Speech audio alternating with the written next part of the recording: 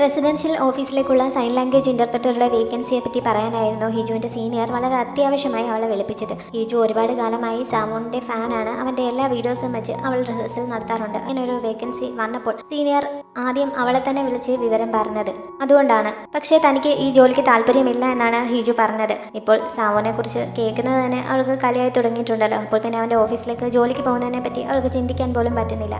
സാമോൻ തിരികെ ഓഫീസിലെത്തി കഴിഞ്ഞപ്പോൾ നേരത്തെ പിടികൂടിയ ആളിൽ നിന്ന് പിന്നീട് കിട്ടിയ വിവരങ്ങളെ പറ്റി ദോജി അവനോട് പറയുന്നു. ഈ അടുത്ത സമയത്ത് ആ പരിസരത്ത് മറ്റൊരു സ്ഫോടനം കൂടി നടന്നിരുന്നു. അത് നടത്തിയത് പക്ഷെ അയാളായിരുന്നില്ല. അന്ന് ആ സ്ഫോടനത്തിൽ കുറച്ച് തെരുവ് നായ്ക്കൾ കൊല്ലപ്പെട്ടിരുന്നു. സ്ഫോടനം നടന്ന ആ ശബ്ദം കേട്ട് അയാൾ അവിടെ എത്തിയത് ചെക്ക് ചെയ്യുന്നുണ്ടായിരുന്നു. ഈ സമയത്ത് അവിടെ അടുത്തായി മറിഞ്ഞു നിൽപ്പുണ്ടായിരുന്ന ശരിക്കുള്ള കിഡ്നാപ്പറെ അയാൾ കാണുകയും ചെയ്തിരുന്നു. പക്ഷെ അത് കിഡ്നാപ്പർ ആണ് എന്നൊന്നും അയാൾക്ക് അറിയില്ലല്ലോ. അതുകൊണ്ട് ഒരു ചെറുപ്പക്കാരനാണ് എന്നാണ് അയാൾ റിപ്പോർട്ടിൽ പറഞ്ഞത്. ഇവിടെ സ്ഫോടനം നടത്തുന്നതിന് മുമ്പ് അയാൾ ഒരു ടെസ്റ്റ് അടിച്ചതാവാൻ സാധ്യതയുണ്ട് എന്ന് സാമോൻ പറയുന്നു. അത് മാത്രമല്ല പൂച്ചകളെ കൊല്ലണമെന്നുണ്ടെങ്കിൽ മിക്കവാറും ആ സ്ഫോടനം നടത്തിയ ആൾ ഒരു സൈക്കോ ആയിരിക്കണം എന്നും സാമോൻ തന്റെ അഭിപ്രായം പറയുന്നുണ്ട്. എന്തായാലും അന്ന് രാത്രി 10 മണിയാകുമ്പോൾ അവൻ വിളിക്കുമല്ലോ. ആ സമയത്ത് അവന്റെ കയ്യിൽ നിന്ന് എന്തെങ്കിലും വിവരങ്ങൾ കിട്ടുമോ എന്ന് ശ്രമിച്ച് നോക്കാമെന്ന് സാമോൻ പറയുന്നു. അവന്റെ ഓഫീസ് ഇപ്പോൾ പുതിയതായി റെഡിയാക്കിയിട്ടുണ്ട്. അവിടെ ഈ കോൾ ട്രേസ് ചെയ്യാനുള്ള ഉപകരണങ്ങളെല്ലാം റെഡിയാക്കി കഴിഞ്ഞു എന്നൊക്കെ ദോജി അവനെ അറിയിക്കുന്നു. അത് കഴിഞ്ഞപ്പോഴാണ് നേരത്തെ സാമുവിന്റെ കയ്യിൽ നിന്ന് കിട്ടിയ വിസിറ്റിംഗ് കാർഡ് സാമോൺ ദോജയെ ഏൽപ്പിച്ചിട്ട് അയാളെ കുറിച്ച് ഒന്ന് അന്വേഷിക്കാൻ പറഞ്ഞത്. പക്ഷെ ആ കാർഡ് കണ്ടപ്പോൾ തന്നെ ദോജയ്ക്ക് ആളെ മനസ്സിലാവുന്നുണ്ട്. സാമുവിന് ഒരു യൂട്യൂബ് ചാനൽ ഉണ്ട് എന്ന് നേരത്തെ പറഞ്ഞല്ലോ. ദോജ അത് കണ്ടിട്ടുണ്ടായിരുന്നു. അങ്ങനെ ആ ചാനൽ എടുത്ത് അവൻ സാമോണിന് കാണിച്ചു കൊടുക്കുന്നു. സാമുവിനെ കുറിച്ച് തനിക്ക് അറിയാവുന്ന കാര്യങ്ങളും ദോജ അവനോട് പറഞ്ഞുകൊണ്ടിരിക്കുകയാണ്. സ്ത്രീകൾക്കിടയിലാണ് അവൻ കൂടുതൽ പോപ്പുലർ ആയിട്ടുള്ളത്. മെയിനായിട്ടും വർക്കൗട്ട് വീഡിയോസൊക്കെ അവൻ ഷെയർ ചെയ്യാറുണ്ട്. അതുകൊണ്ടാണ് ഇത്ര സ്ത്രീകൾ ഫാൻസ് ആയിട്ടുള്ളത് എന്നൊക്കെ പറഞ്ഞ് അവൻ്റെ ഒരു വർക്കൗട്ട് വീഡിയോയും ദോജ അവന് കാണിച്ചു കൊടുക്കുന്നു. എന്തായാലും സാവോണിന് അതൊന്നും അത്ര ഇഷ്ടപ്പെടുന്നില്ല. അയാളെപ്പോലെ നിനക്കും ഒരുപാട് ഫ്രീ ടൈം ഉണ്ടെന്നാണ് തോന്നുന്നത് എന്ന് പറഞ്ഞ് അവനത് ഓഫ് ചെയ്യുന്നുണ്ട്. ദോജ പെട്ടെന്ന് വിസിറ്റിംഗ് കാർഡും എടുത്ത് അയാളെക്കുറിച്ച് കൂടുതൽ വിവരങ്ങൾ അന്വേഷിക്കാമെന്ന് പറഞ്ഞ് പുറത്തേക്ക് പോകുന്നുണ്ട്. ഹിജുവിന്റെ കാർ ഗ്യാരേജിലായിരുന്നതിനാൽ അവൾ അത് തിരികെ എടുക്കാനായി അങ്ങോട്ടേക്ക് പോകുന്നുണ്ട്. അവിടെ വെയിറ്റ് ചെയ്യുന്ന സമയത്തും റെസിഡൻഷ്യൽ ഓഫീസിലെ ജോലിക്ക് അപ്ലൈ ചെയ്യണോ വേണ്ടയോ എന്നതിനെ പറ്റി അവൾ കാര്യമായി ചിന്തിക്കുന്നുണ്ട്. കുറച്ച് കഴിഞ്ഞപ്പോഴേക്കും അവളുടെ കാർ റെഡിയാവുന്നു. അങ്ങനെ അവൾ ഗ്യാരേജിനുള്ളിലേക്ക് കയറുന്നുണ്ട്. ഡ്രൈവിംഗ് സീറ്റിൽ കയറിയ സമയത്ത് പെട്ടെന്ന് മുമ്പത്തെ പോലെ വണ്ടി ലോക്ക് ആവുന്നു. അതേപോലെ തന്നെ ഗ്യാരേജിന്റെ ഷട്ടറും തനിയെ അടയുന്നുണ്ട്. എന്താണ് സംഭവിക്കുന്നതെന്ന് അറിയാതെ ഹിജു ആകെ പേടിക്കുന്നു. ഈ സമയത്ത് വണ്ടി തനിയെ മുകളിലേക്ക് പോകാൻ തുടങ്ങുന്നു. അതേപോലെ തന്നെ അതിനകത്ത് FM ഓൺ ആയിട്ട് അവളിപ്പോൾ സാമോണിനെ വിളിച്ചുകൊണ്ടിരിക്കുന്ന അതേ നമ്പറിൽ നിന്ന് ആരോ ഒരാൾ വിളിച്ച് കോൾ മീ നൗ എന്ന സോങ് റിക്വസ്റ്റ് ചെയ്തിരിക്കുന്നതായി FM-ലൂടെ അവൾക്ക് കേൾക്കാൻ കഴിയുന്നു. ആ പാട്ട് പ്ലേ ചെയ്യാനും തുടങ്ങുന്നുണ്ട്. അതോടെ മുമ്പത്തെ പോലെ കിഡ്നാപ്പർ തന്റെ വണ്ടി ഹാക്ക് ചെയ്തിരിക്കുകയാണ് എന്ന് അവൾക്ക് മനസ്സിലാവുന്നു. അങ്ങനെ ആ പാട്ട് കഴിയുന്നത് വരെ വണ്ടി ഇങ്ങനെ ഗ്യാരേജിനുള്ളിൽ ചുറ്റിക്കൊണ്ടിരിക്കുകയാണ്. അത് കഴിഞ്ഞപ്പോഴേക്കും വണ്ടി തനിയെ താഴെ എത്തുന്നു. ഗ്യാരേജിന്റെ ഷട്ടറും തനിയെ ഓപ്പൺ ആവുന്നുണ്ട്. അതിന്റെ സെക്യൂരിറ്റി അവിടേക്ക് വന്നിട്ട് എന്തെങ്കിലും കുഴപ്പമുണ്ടോ, അവൾ പോയി എന്നാണ് കരുതിയത് എന്നൊക്കെ പറയുന്നുണ്ട്. അയാളോട് ഒരു മറുപടി പോലും പറയാൻ നിൽക്കാതെ ഹിജു വേഗം വണ്ടിയും എടുത്തുകൊണ്ട് അവിടെ നിന്ന് പോകുന്നു. അവൾ ശരിക്കും പേടിച്ചിട്ടുണ്ടായിരുന്നു. വീട്ടിലെത്തിയ ഉടൻ തന്നെ ഒളിപ്പിച്ചു വെച്ചിരുന്ന മറ്റേ ഫോൺ എടുത്തിട്ട് കിഡ്നാപ്പർ തനിക്ക് തന്ന മെസ്സേജിനെ പറ്റി അവൾ ചിന്തിക്കുന്നുണ്ട്. ആ ഫോൺ ഉപയോഗിച്ച് സാവോണിനെ താൻ വീണ്ടും വിളിക്കണമെന്നായിരിക്കണം അവൻ ഉദ്ദേശിക്കുന്നത് എന്ന് അവൾക്ക് മനസ്സിലാവുന്നു. ഇതുവരെ അവൾ ഫോൺ സ്വിച്ച് ഓഫ് ആക്കി വെച്ചിരിക്കുകയായിരുന്നല്ലോ. ഇപ്പോൾ അത് അവൾ വീണ്ടും ഓൺ ആക്കുന്നു. എന്നും 10 മണിയാവുമ്പോഴാണല്ലോ അവൾ സാവോണിനെ വിളിക്കുന്നത്. ഇപ്പോൾ 9:55 ആയിരിക്കുന്നു. കിഡ്നാപ്പർ പറഞ്ഞതനുസരിച്ച് ഇന്നും അവനെ വിളിക്കണമെങ്കിൽ ഇനി അതിന് 5 മിനിറ്റ് കൂടെ ബാക്കിയുള്ളൂ. അപ്പോഴാണ് സാമോൺ പുറത്ത് ഡോർ ലോക്ക് ഓപ്പൺ ചെയ്യുന്നതിന്റെ ശബ്ദം അവൾ കേട്ടത്. ഇനിയിപ്പോൾ അവൻ അവിടെ ഉണ്ടെങ്കിൽ വിളിക്കാൻ പറ്റില്ലല്ലോ. അതുകൊണ്ട് അവൾ ഫോണും എടുത്തുകൊണ്ട് പുറത്തേക്ക് ഇറങ്ങുന്നു. അവളെ കണ്ടപ്പോൾ അവൻ പിടിച്ചു നിർത്തിയിട്ട് എവിടെ പോവുകയാണ് എന്ന് അന്വേഷിക്കുന്നു. അവളുടെ ഫോണും തിരികെ നൽകുന്നുണ്ട്. അതിൽ ഹാക്ക് ചെയ്തതിന്റെ ലക്ഷണങ്ങളൊന്നും ഇല്ലായിരുന്നു എന്ന് അവൻ പറയുന്നു. അവൾ ഫോണും വാങ്ങി വീണ്ടും അവിടെ നിന്ന് പോകാൻ തുടങ്ങിയപ്പോൾ നീ എവിടെ പോവുകയാണെന്ന് ചോദിച്ചിട്ട് പറയാതെ പോവുകയാണോ എന്ന് വീണ്ടും അവൻ ചോദിക്കുന്നു. അങ്ങനെ അവൾ അവിടെ നിന്ന് അടുത്തുള്ള ഷോപ്പിലേക്ക് ഐസ്ക്രീമും ബിയറും വാങ്ങിക്കാൻ വേണ്ടി പോവുകയാണെന്ന് മെസ്സേജ് ടൈപ്പ് ചെയ്ത് കാണിക്കുന്നു. ആ രാത്രി അവളെ പുറത്തേക്ക് വിടാതെ അവൻ പോയി അത് വാങ്ങാൻ തയ്യാറാവുന്നുണ്ട്. വേറെ എന്തെങ്കിലും വേണോ എന്ന് അവൻ ചോദിക്കുന്നു. വേറെ ഒന്നും വേണ്ട എന്നറിഞ്ഞപ്പോൾ അവൻ അത് വാങ്ങാനായി പുറത്തേക്ക് പോകുന്നു. ആര് പോയാലും ഈ ജോലി കുഴപ്പമില്ല. അവൾക്ക് അവനെ തനിച്ചിരുന്ന് കോൾ ചെയ്യേണ്ടത് മാത്രമാണല്ലോ ആവശ്യം. അങ്ങനെ അവൻ താഴെ എത്തിയപ്പോൾ അവൻ പോകുന്നത് ജനാലയ്ക്കൽ നിന്ന് നോക്കിക്കൊണ്ട് ഹിജോനെ കോൾ ചെയ്യുന്നു. സാവോൺ കുറച്ച് ബെല്ലടിച്ച ശേഷമാണ് കോൾ അറ്റൻഡ് ചെയ്തത്. സ്ഫോടനം നടത്തിയത് വിളിക്കുന്ന കിഡ്നാപ്പർ ആണ് എന്ന രീതിയിലാണ് അവൻ സംസാരിച്ചത്. അവൾക്കും അതേ രീതിയിൽ തന്നെ മറുപടി നൽകേണ്ടി വരുന്നു. തൽക്കാലം നമുക്കിതെല്ലാം അവസാനിപ്പിച്ചിട്ട് ഒരു ഡീലിലെത്താമെന്ന് ഹിജു അങ്ങോട്ട് സജസ്റ്റ് ചെയ്യുന്നു. പക്ഷെ അവൾ ആവശ്യപ്പെടുന്നതുപോലെ ഹിജുവിനെ ഡിവോഴ്സ് ചെയ്യാൻ താൻ തയ്യാറല്ല എന്ന് സാമോൻ അപ്പോൾ തുറന്ന് പറയുന്നുണ്ട്. ഞാൻ ഹിജുവിനെ ഡിവോഴ്സ് ചെയ്താൽ നിനക്ക് എന്ത് നേട്ടമാണ് ഉണ്ടാവുന്നതെന്ന് എനിക്ക് മനസ്സിലാവുന്നില്ല എന്ന് അവൻ പറഞ്ഞപ്പോഴാണ് ഹിജു അതിനെപ്പറ്റി ചിന്തിക്കുന്നത്.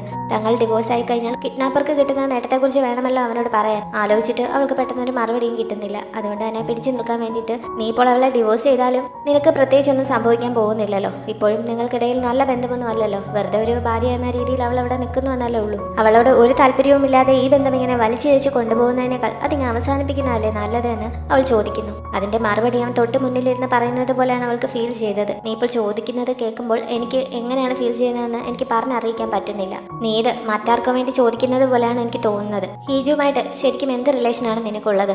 നിന്നെ പോലെ ഭ്രാന്തനായ ഒരുത്തൻ അവളെ സ്വന്തമാക്കുന്നത് എനിക്ക് ഒരു തരത്തിലും ഉൾക്കൊള്ളാൻ പറ്റില്ല. അതുകൊണ്ട് നിനക്ക് വേണ്ടി ഞാൻ എന്തായാലും അവളെ ഉപേക്ഷിക്കില്ല എന്നൊക്കെ അവൻ പറയുന്നു. അവൾ പിന്നെയും എന്താ ചോദിക്കാൻ തുടങ്ങിയെങ്കിലും ഇന്ന് എനിക്ക് തീരെ സമയമില്ല, ഹീജു എന്നെ വെയിറ്റ് ചെയ്തിരിക്കുകയാണ് എന്ന് പറഞ്ഞ് അവൻ കോൾ കട്ട് ചെയ്യുന്നു. അവൻ എന്താണ് ഇങ്ങനെ പറയുന്നതെന്ന് അവൾക്ക് മനസ്സിലാവുന്നില്ല. എന്തായാലും അവൻ ഐസ്ക്രീം ഒക്കെ വാങ്ങി തിരികെ വന്നപ്പോഴേക്കും അവൾ ഡ്രസ്സൊക്കെ ചേഞ്ച് ചെയ്ത് അവിടെ ഇരിപ്പുണ്ടായിരുന്നു. അവൻ കൊണ്ടുവന്നതിൽ നിന്ന് ഒരു ബിയർ എടുത്ത് അവൾ ആദ്യമേ തന്നെ കുടിക്കുകയും ചെയ്യുന്നു. ഈ സമയത്താണ് ഞാൻ നിന്നെ ഒരിക്കലും ഡിവോഴ്സ് ചെയ്യാൻ പോകുന്നില്ല എന്ന് അവൻ പറഞ്ഞത്. പെട്ടെന്ന് അങ്ങനെ കേട്ടപ്പോൾ അവളൊന്ന് ഞെട്ടുന്നുണ്ട്. അങ്ങനെ ബിയർ തെറിച്ച് അവളുടെ ചുണ്ടിലൊക്കെ പറ്റുന്നു. കുറച്ച് അവൾ തുടച്ച് കളയുന്നുണ്ടെങ്കിലും അപ്പോഴും കുറച്ച് ബാക്കി ഇരിപ്പുണ്ട്. അപ്പോഴാണ് സാമോൻ ബാക്കി പറഞ്ഞത്, നമ്മളെപ്പറ്റി എന്ത് ഗോസിപ്പുകളായാലും റൂമറുകളായാലും പുറത്തു വന്നാൽ അത് എന്നെ നെഗറ്റീവായി ബാധിക്കും. അങ്ങനെ ഒരു കാര്യം സംഭവിക്കാൻ ഞാൻ ആഗ്രഹിക്കുന്നില്ല. അതുകൊണ്ട് നീ ഡിവോഴ്സിനെ പറ്റി ചിന്തിക്കുകയേ വേണ്ട എന്ന് അവൻ പറയുന്നു. അവന് ഇതിന്റെ പേരിൽ എന്തെങ്കിലും ചീത്തപ്പേരുണ്ടാകുമോ എന്ന് പേടിച്ചിട്ടാണ് ഡിവോഴ്സിന് സമ്മതിക്കാത്തതെന്ന് അവൾ അപ്പോൾ വിചാരിക്കുന്നു. സാവോൻ ഈ സമയം അവളുടെ അടുത്തേക്ക് വന്ന് ചുണ്ടിന്റെ മുകളിൽ പറ്റിയിരുന്ന ബിയർ തുടച്ചു കൊടുക്കുന്നു. അപ്പോഴാണ് അവൾ അക്കാര്യം അറിയുന്നത്. പ്രസിഡൻഷ്യൽ ഓഫീസിൽ നിന്നുള്ള വേക്കൻസിയുടെ വിവരം നിന്റെ ഓഫീസിൽ അറിഞ്ഞു കാണുമായിരിക്കുമല്ലോ എന്ന് ചോദിച്ചിട്ട് അവൻ അവിടെ നിന്ന് പോകാൻ തുടങ്ങിയപ്പോൾ അവൾ പെട്ടെന്ന് അവന്റെ കയ്യിൽ പിടിച്ച് നിർത്തുന്നു. നീ എന്തിനാണ് എന്നെ ആ ജോലിക്ക് കയറ്റാൻ നോക്കുന്നത്? ഞാൻ അവിടെ ജോലിക്ക് വന്നാൽ അതുമൂലം നിനക്ക് ദോഷങ്ങളല്ലേ ഉണ്ടാവുകയുള്ളൂ. എന്റെ ഫേസും ഐഡന്റിറ്റിയും എല്ലാം ലോകം മുഴുവൻ അറിയും. നമ്മൾ തമ്മിലുള്ള റിലേഷൻ എങ്ങനെയെങ്കിലും പുറത്തായാലോ? അത് വളരെ റിസ്ക് ഉള്ള കാര്യമല്ലേ? പിന്നെ എന്തിനാണ് നീ എന്നെ അങ്ങോട്ടേക്ക് ജോലിക്ക് വരുത്താൻ ശ്രമിക്കുന്നത് എന്ന് അവൾ ചോദിക്കുന്നു. നീ പറയുന്നത് കേട്ടാൽ നിനക്ക് ആ ജോലി ഉറപ്പായും കിട്ടുമെന്നുള്ള രീതിയിലാണല്ലോ. അവിടെ ജോലിക്ക് കയറുന്നത് അത്ര എളുപ്പമുള്ള കാര്യമല്ല എന്ന് പറഞ്ഞ് സാമൻ അവളെ കളിയാക്കുന്നു. അക്കാര്യത്തിൽ നീ ടെൻഷൻ അടിക്കേണ്ട ആവശ്യമില്ല. എന്തായാലും എൻ്റെ അത്രയും നല്ലൊരു കാൻഡിഡേറ്റിനെ നിങ്ങൾക്ക് കിട്ടാൻ പോകുന്നില്ല എന്ന് അവൾ വളരെ കോൺഫിഡൻസോടെ ടൈപ്പ് ചെയ്ത് കാണിച്ചപ്പോൾ, ഇത്രയൊക്കെ കോൺഫിഡൻസിന്റെ ആവശ്യമുണ്ടോ? നിനക്ക് അതിന് മാത്രം എക്സ്പീരിയൻസ് ഒന്നും ഇല്ലല്ലോ എന്ന് പറഞ്ഞ് അവൻ വീണ്ടും കളിയാക്കുന്നു. എക്സ്പീരിയൻസിൽ ഒരു കാര്യവുമില്ല. ഒരാൾ അടുത്തതായി എന്താണ് പറയാൻ പോകുന്നത് എന്ന് എനിക്ക് വളരെ നന്നായി അറിയാൻ സാധിക്കും. പ്രത്യേകിച്ച് നീ അടുത്തതായി എന്താണ് പറയാൻ പോകുന്നതെന്ന് മറ്റാരേക്കാളും നന്നായി എനിക്ക് പറയാൻ കഴിയും എന്നൊക്കെ ഹീജു വീണ്ടും ടൈപ്പ് ചെയ്ത് കാണിക്കുന്നു. അങ്ങനെയാണെങ്കിൽ ഇപ്പോൾ ഞാൻ ചിന്തിക്കുന്നത് എന്താണെന്ന് നിനക്ക് പറയാൻ പറ്റുമോ എന്ന് ചോദിച്ചുകൊണ്ട് അവൻ അവളുടെ അടുത്തേക്ക് ചെല്ലുന്നു. നിന്നെ കിഡ്നാപ്പ് ചെയ്യുകയും എൻ്റെ ഓഫീസിൽ ബോംബ് വെക്കുകയും ഒക്കെ ചെയ്തവൻ പറയുന്നത് കേട്ടാൽ അവന് നിന്നെക്കുറിച്ച് എല്ലാം അറിയാവുന്നത് പോലെയാണ്. നമ്മുടെ വിവാഹം കഴിഞ്ഞിട്ട് ഇത്രയും നാളായിട്ടും നമ്മൾ അപരിചിതരാണ് എന്നുള്ള രീതിയിൽ അവൻ ഓരോന്ന് പറയുന്നത് കേൾക്കുമ്പോൾ നീ പറയുന്നതൊക്കെ തെറ്റാണ്, ഞങ്ങൾ വളരെ അടുപ്പത്തിലാണ് എന്നൊക്കെ എനിക്ക് പറയണമെന്ന് ആഗ്രഹമുണ്ട്. പക്ഷേ എനിക്ക് അതിന് സാധിക്കുന്നില്ല. അതാണ് എൻ്റെ ഏറ്റവും വലിയ വിഷമം. ഇനി ഒരിക്കലും അവൻ അങ്ങനെ പറയാനൊരു അവസരം ഉണ്ടാക്കാതിരിക്കാനാണ് ഞാൻ ശ്രമിക്കുന്നത് എന്ന് പറഞ്ഞിട്ട് അവൻ അകത്തേക്ക് കയറി പോകുന്നു.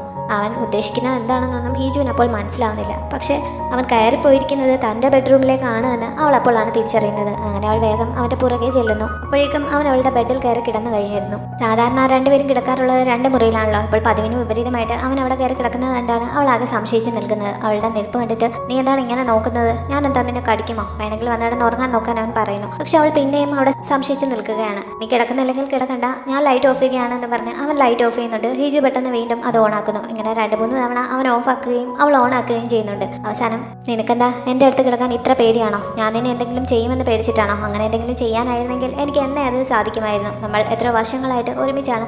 വേണമെങ്കിൽ വന്ന് കിടക്കാൻ നോക്ക്, ഞാൻ എന്തായാലും നിന്നെ ഒന്നും ചെയ്യാൻ പോകുന്നില്ല എന്നൊക്കെ അവൻ വീണ്ടും പറയുന്നു. അവൾ പിന്നെയും അവിടെ തന്നെ നിൽക്കുന്നത് കണ്ട്, ഇനി നിനക്ക് നിന്നെ സ്വയം നിയന്ത്രിക്കാൻ പറ്റിയില്ലെങ്കിലോ എന്ന് പേടിച്ചിട്ടാണോ?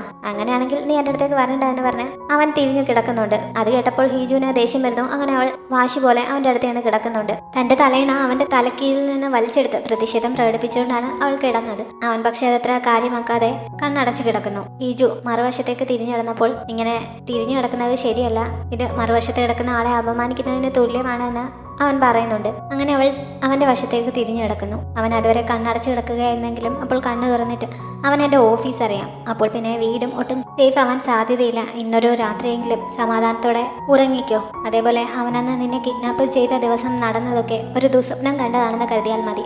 അന്ന് കേട്ടതും അങ്ങനെ തന്നെ വിചാരിച്ചാൽ മതി. അതെല്ലാം അങ്ങ് മറന്നേക്ക്, ഇനി അതിനെപ്പറ്റി കൂടുതൽ ചിന്തിക്കേണ്ട എന്നൊക്കെ അവൻ പറയുന്നുണ്ട്. അവനിപ്പോൾ കണ്ണടച്ച് കിടക്കുകയാണ്. ഹീജു കുറച്ച് സമയം അവനെ ഒന്ന് നോക്കിക്കൊണ്ട് കിടക്കുന്നുണ്ട്. അതിനുശേഷം അങ്ങനെ കിടന്ന് അവൾ ഉറങ്ങിപ്പോകുന്നു. അവൾ ഉറങ്ങിയെന്ന് ഉറപ്പായപ്പോൾ സാവൻ പതുക്കെ കണ്ണു തുറക്കുന്നുണ്ട്. അതിനുശേഷം അവൻ അവിടെ നിന്ന് ശബ്ദമുണ്ടാക്കാതെ എഴുന്നേറ്റ് പോകുന്നു. ഹീജു എന്ന ഉറക്കത്തിലൊരു സ്വപ്നം കാണുന്നുണ്ട്. അവളുടെ കുട്ടിക്കാലത്ത് നടന്ന ഒരു സംഭവത്തെക്കുറിച്ചാണ് അവൾ സ്വപ്നത്തിൽ കണ്ടത്. കുട്ടിക്കാലത്ത് അവൾക്കൊരു വലിയ ആക്സിഡന്റ് സംഭവിച്ചിട്ടുണ്ടായിരുന്നു എന്ന് മുമ്പ് പറഞ്ഞിരുന്നല്ലോ. ആ ആക്സിഡന്റിന് ശേഷം അവൾ ഉണർന്ന സമയത്ത് അവളുടെ അമ്മ അടുത്തിരുന്ന് കരയുകയാണ്. അവൾക്ക് കുഴപ്പമൊന്നുമില്ല എന്ന് അറിഞ്ഞപ്പോൾ അമ്മ സന്തോഷിക്കുന്നതിന് പകരം ശരിക്കും അവളോട് ദേഷ്യപ്പെടുകയാണ് ചെയ്തത്. ചെയർമാന്റെ ശരിക്കുള്ള മകൻ അപകടത്തിൽ കൊല്ലപ്പെട്ടിരിക്കുന്നു. മകൾക്കാണെങ്കിൽ കേൾവി ശക്തി നഷ്ടപ്പെടുകയും ചെയ്തിരിക്കുന്നു. തന്റെ മകൾക്ക് മാത്രം യാതൊരു കുഴപ്പവുമില്ല. എന്തുകൊണ്ടാണ് അവളിങ്ങനെ ഒരു കുഴപ്പവുമില്ലാതെ തിരിച്ചു വന്നത്? നിനക്കും എന്തെങ്കിലുമൊക്കെ പറ്റിക്കൂടായിരുന്നോ എന്നൊക്കെ അമ്മ അവളോട് ചോദിക്കുന്നുണ്ട്. സ്വന്തം അമ്മ തന്നോട് ഇങ്ങനെ ചോദിക്കുമ്പോൾ ഹീജു എന്ത് ചെയ്യാനാണ്? അവൾ ഉറക്കെ കരയാൻ തുടങ്ങുന്നു. പെട്ടെന്നാണ് അമ്മ അവളുടെ വാ പൊത്തിയിട്ട്, ഇനി മുതൽ നീ സംസാരിക്കാനേ പാടില്ല. നിന്റെ ശബ്ദം നീ അങ്ങ് ഉപേക്ഷിച്ചേക്ക്. ഈ അപകടത്തിൽ ചെയർമാന്റെ സ്വന്തം മകനും മകൾക്കും കുഴപ്പങ്ങൾ ഉണ്ടായിരിക്കുകയാണ്. എന്നിട്ട് നിനക്ക് മാത്രം ഒരു കുഴപ്പവുമില്ല എന്നറിയുമ്പോൾ അദ്ദേഹം നമ്മളെ ഇവിടെ ഇറക്കി വിടാൻ സാധ്യതയുണ്ട്. നിന്നോട് സിമ്പതി തോന്നിയാൽ മാത്രമേ ഇനി നമുക്ക് ഈ വീട്ടിൽ താമസിക്കാൻ പറ്റുകയുള്ളൂ. അതുകൊണ്ട് നീ ഇനി മിണ്ടാതിരിക്കുന്നതാണ് നല്ലത് എന്ന് അമ്മ അവളോട് പറയുന്നു. അവളുടെ വായിൽ നല്ലതുപോലെ അമർത്തിക്കൊണ്ടാണ് അമ്മ ഇത് പറയുന്നത്. എനിക്ക് നന്നായി വേദനിക്കുന്നുവെന്ന് അവൾ കരഞ്ഞു പറഞ്ഞിട്ട് പോലും അവർ വിടാൻ തയ്യാറാവുന്നില്ല. എത്ര കാലം താൻ ഇങ്ങനെ മിണ്ടാതിരിക്കേണ്ടി വരും എന്ന് അവൾ അമ്മയോട് കരഞ്ഞുകൊണ്ട് ചോദിക്കുന്നുണ്ട്. അവൾ ഒരു കുമിളയായി അന്തരീക്ഷത്തിൽ അലിഞ്ഞു ചേരുന്നത് വരെ ഇനി അവൾ മിണ്ടരുത് എന്നാണ് അമ്മ അവളോട് ആവശ്യപ്പെട്ടത്. അതായത് ജീവിതകാലം മുഴുവൻ അവൾ ഇനി സംസാരിക്കാൻ പാടില്ല. നിലനിൽപ്പിന് വേണ്ടി ഹീജുവിന് അന്നത് സമ്മതിക്കേണ്ടി വരുന്നു. അങ്ങനെയാണ് അവൾ സംസാരിക്കാതെ ആയത്. സ്വപ്നം കണ്ടു കഴിഞ്ഞപ്പോഴേക്കും ഹീജുവിന്റെ കണ്ണുകളൊക്കെ നിറഞ്ഞൊഴുകാൻ തുടങ്ങിയിരുന്നു. അങ്ങനെ കരഞ്ഞുകൊണ്ടാണ് അന്ന് അവൾ ഉണർന്നത്. അപ്പോഴേക്കും നേരം നന്നായി വെളുത്തിരുന്നു. സാവോൻ ഈ സമയം ഹോഗ്ജിനൊപ്പം ഗെയിം കളിക്കാനായി പോയിരുന്നു. കുറെ നേരം കളിച്ച ശേഷം റെസ്റ്റ് എടുക്കാനിരുന്ന സമയത്ത് മുമ്പ് അവൻ ഏതോ ഒരാളിനെ അവന്റെ വൈഫ് ചീറ്റ് ചെയ്യുന്നതിനെ പറ്റി പറഞ്ഞതിനെ കുറിച്ച് ഹോഗ്ജിൻ അവനോട് ചോദിക്കുന്നു. അയാൾ തന്റെ ഭാര്യയ്ക്ക് വേറെ ഏതെങ്കിലും അഫെയർ ഉണ്ടോ എന്ന് ചെക്ക് ചെയ്തോ എന്നാണ് ഹോഗ്ജിൻ ചോദിച്ചത്. സത്യത്തിൽ സാവോണിനെ കുറിച്ചാണല്ലോ അവൻ പറയുന്നത്. സാവോൺ ഹിജുവിന്റെ കാലിലെ മറുകെ ചെക്ക് ചെയ്യാൻ തുടങ്ങിയെങ്കിലും ആ സമയത്ത് പിന്നീട് അത് വേണ്ടെന്ന് വെച്ചിരുന്നല്ലോ. അയാൾക്കതിന് കഴിഞ്ഞില്ല എന്ന് സാവോൺ പറഞ്ഞപ്പോൾ, അങ്ങനെ ഒരാൾ പെരുമാറണമെങ്കിൽ അത് ശരിക്കും ട്രൂ ലവ് ആയതുകൊണ്ടായിരിക്കണം. അയാൾ ഭാര്യ അത്രമാത്രം ഇഷ്ടപ്പെടുന്നുണ്ടായിരിക്കണം എന്നൊക്കെ ഹോഗ്ജിൻ അഭിപ്രായം പറയുന്നു. അന്ന് ഹീജുവിന്റെ അച്ഛൻ താമസിക്കുന്ന നഴ്സിംഗ് ഹോമിൽ ഒരു സംഭവം നടക്കുന്നുണ്ട്. അദ്ദേഹത്തിന് ഇടയ്ക്ക് അവിടുത്തെ കെയർ ടേക്കർ പുറത്തേക്ക് വീൽ ചെയറിൽ കൊണ്ടുപോയ സമയത്ത് പുതപ്പെടുക്കാൻ മറന്നു പോകുന്നതിനാൽ അദ്ദേഹത്തെ അവിടെ ഇരുത്തിയിട്ട് അവർ അതെടുക്കാനായി പോകുന്നു. ഈ സമയത്ത് സൈക്കോ കിഡ്നാപ്പർ അദ്ദേഹത്തിന്റെ അടുത്തെത്തി അദ്ദേഹത്തെ തട്ടിക്കൊണ്ടു പോകുന്നു എന്ന് പറഞ്ഞാൽ വീൽ ചെയർ അവൻ നേരത്തെ ഇരുന്ന സ്ഥലത്ത് നിന്ന് മറ്റൊരു ഭാഗത്തേക്ക് കൊണ്ടുപോകുന്നു എന്നേ ഉള്ളൂ. അവന്റെ കോട്ടൂരി അദ്ദേഹത്തിന് തണുക്കാതിരിക്കാൻ പുതപ്പിച്ചു കൊടുക്കുന്നൊക്കെ ഉണ്ട്. ഇപ്പോഴാണ് അവന്റെ ശരിക്കുള്ള മുഖം നമ്മളെ കാണിക്കുന്നത്. അവന്റെ കണ്ണുകൾ 2 നിറത്തിലാണ് ഉള്ളത് എന്നും വളരെ വ്യക്തമായി കാണിക്കുന്നു. കുറച്ചു കഴിഞ്ഞപ്പോൾ ഹീജുവിന്റെ ഫോണിലേക്ക് അവളുടെ അച്ഛന്റെ ഫോണിൽ നിന്ന് കോൾ വരുന്നുണ്ട്. വീഡിയോ കോളാണ് വന്നത്. അച്ഛൻ എന്താണ് വീഡിയോ കോൾ ചെയ്യുന്നതെന്ന് സംശയിച്ചുകൊണ്ടാണ് അവൾ കോൾ അറ്റൻഡ് ചെയ്തത്. പക്ഷേ മറുതലക്കിൽ നിന്ന് കിഡ്നാപ്പറുടെ സൗണ്ട് അവൾക്ക് കേൾക്കാൻ സാധിക്കുന്നു. അവന്റെ മുഖം കാണാത്ത വിധത്തിൽ ക്യാമറ താഴെ കാക്കിക്കൊണ്ടാണ് അവൻ സംസാരിക്കുന്നത്. പക്ഷെ അവളെ അവന് കാണാനും പറ്റുന്നുണ്ട്. അവന്റെ ശബ്ദം കേട്ടപ്പോൾ തന്നെ അവൾ ശരിക്കും പേടിക്കുന്നു. എന്റെ അച്ഛൻ എവിടെയെന്ന് അവൾ പേടിയോടെ ചോദിക്കുന്നുണ്ട്. പക്ഷെ അതിന് മറുപടി നൽകുന്നതിന് പകരം, അന്ന് എന്റെ ഫോൺ നീ എടുത്തുകൊണ്ട് പോയായിരുന്നോ? അതുപയോഗിച്ച് നീ സാവോണിനെ ഭീഷണിപ്പെടുത്തുന്നുണ്ടോ? അവൾ മറുപടി നൽകിയില്ലെങ്കിൽ ഫോൺ തിരികെ വാങ്ങാനായി അങ്ങോട്ടേക്ക് വരും എന്നവൻ ഭീഷണിപ്പെടുത്തിയപ്പോൾ ഡിവോഴ്സാണ് തന്റെ ആവശ്യം എന്ന് അവൾ പറയുന്നു. അത് കേട്ടപ്പോൾ അവൻ കുറെ സമയം പൊട്ടിച്ചിരിക്കുന്നുണ്ട്. അതിനുശേഷം അതെന്തായാലും എനിക്ക് ഇഷ്ടപ്പെട്ടു. അന്ന് രാത്രി അവൻ പറഞ്ഞത് കേൾക്കുമ്പോൾ ആരായാലും ഇങ്ങനെ ഒരു തീരുമാനം എടുത്തില്ലെങ്കിലേ ഉള്ളൂ. ഞാനാണെങ്കിലും ഇങ്ങനെ തന്നെ ചെയ്യും. എന്തായാലും ഇപ്പോൾ നമ്മുടെ രണ്ടുപേരുടെയും ഉദ്ദേശം ഏകദേശം ഒരേപോലെ ആയതുകൊണ്ട് നമുക്ക് ഒരുമിച്ച് നിന്ന് മുന്നോട്ട് പോവാം. തൽക്കാലം നീ ആ ഫോൺ തിരികെ തരണ്ട. പക്ഷേ ഇനി ഇതിൽ നിന്ന് പിന്മാറില്ലെന്ന് എനിക്ക് ഉറപ്പ് തരണം എന്ന് പറഞ്ഞുകൊണ്ട് അവൻ കയ്യിലുണ്ടായിരുന്ന ഒരു കർച്ചീഫിൽ പൊതിഞ്ഞു വെച്ചിരുന്ന ചോര പുരണ്ട പല്ലുകൾ അവളെ കാണിക്കുന്നു. തന്റെ അച്ഛന്റെ പല്ലുകളായിരിക്കും അതെന്ന് കരുതി ഹീജു ആകെ പേടിക്കുകയും വിഷമിക്കുകയും ഒക്കെ ചെയ്യുന്നുണ്ട്. താൻ ഇതിൽ നിന്ന് പിന്മാറിയാൽ തന്റെ അച്ഛനെ അവൻ ഉപദ്രവിക്കും എന്നതിന്റെ സൂചനയാണ് അതെന്ന് അവൾക്ക് മനസ്സിലാവുന്നു. കൂടുതലൊന്നും പറയാതെ അവൻ കോൾ കട്ട് ചെയ്യുന്നുണ്ട്. അച്ഛൻ എന്തെങ്കിലും അപകടം സംഭവിച്ചു കാണുമോ എന്ന് പേടിച്ച് ഹീജു അപ്പോൾ തന്നെ നഴ്സിംഗ് ഹോമിലേക്ക് എത്തുന്നുണ്ട്. അവൾ ചെല്ലുമ്പോൾ അവിടെ 2 പോലീസുകാരും നിൽപ്പുണ്ടായിരുന്നു.